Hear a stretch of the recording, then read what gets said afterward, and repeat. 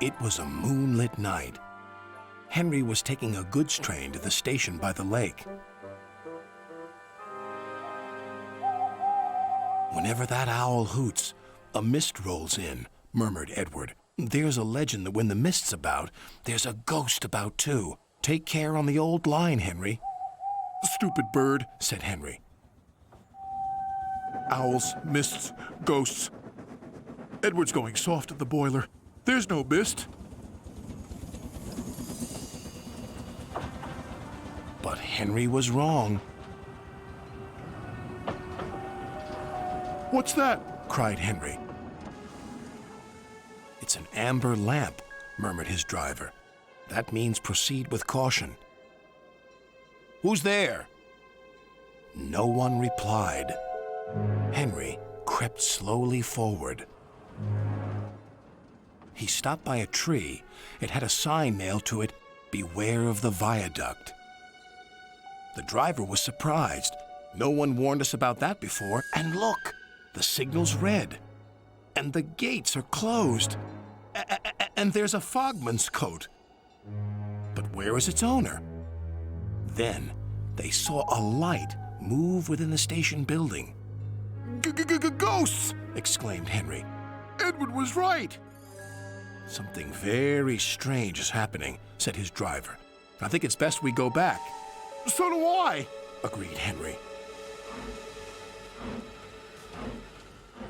By morning, the mist had cleared. A workman was talking about the unsafe viaduct. "Lucky you didn't cross it last night." "Yes, but we don't know who warned us," replied Henry's driver. Later that day, he spoke to Henry. "The viaduct has been repaired. We can take our train back along the old line tonight." Henry really didn't want to. But when nightfall came, he was sizzling nicely. Suddenly, an owl hooted, and then Gordon thundered by. "Oh, look, Henry's spooked," said a freight car. "Be quiet," snapped Henry. "I'm not scared." But he was.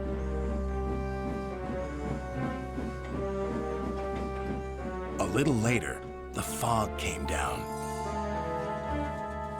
As they approached the same area, they saw the amber light again.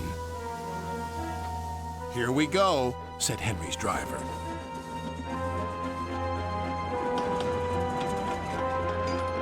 Then, unknown to Henry, the gates mysteriously closed by themselves, and the signal went red. The freight cars had seen everything, and they were spooked. "Faster, faster! There's a ghost about!" "Stop, stop!" yelled Henry. A mysterious figure watched Henry go by. Ahead was a landslide blocking the line.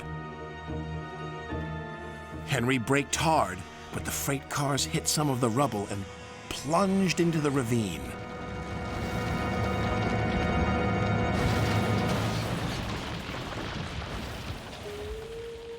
Just then, Henry's driver saw a strange sight coming towards them. "What's that?" he said. The fireman laughed. "That's our ghost. It's Old Bailey, the fogman." Old Bailey was very cross. "I tried to warn you about the viaduct. Why didn't you pay attention?" "We're sorry," replied the driver. "Is there anything we can do to thank you?" "I'd like to operate that old station. If you let me, I promise I won't spook Henry again." And in a little while, Old Bailey's wish was granted. "You and your station will be really useful," said Sir Topham Hatt. "Let's hear a hearty thank you to the friendliest, ghost on the island." Everyone cheered, especially Henry, who was the happiest of all.